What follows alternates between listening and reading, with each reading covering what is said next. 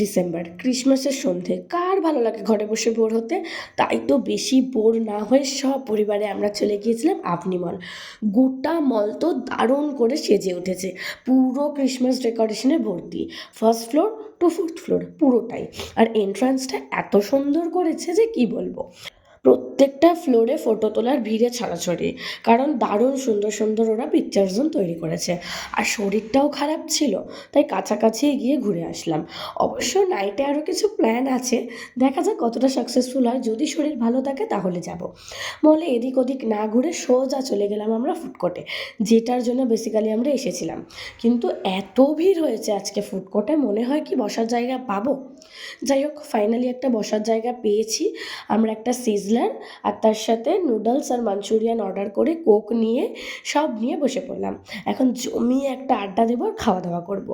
Actually পুরোটাই veg ছিল, যেহেতু মা আর ঠাকুমা চিকেন খায় না, তাই চিকেনের আর আলাদা করে কিছু নিইনি, পুরোটাই ভেজ নিয়েছি। ক্রিসমাসের সন্ধ্যেটা তো সপরিবারে দারুণ কাটলো। এখন বাড়ি যাই, টাটা।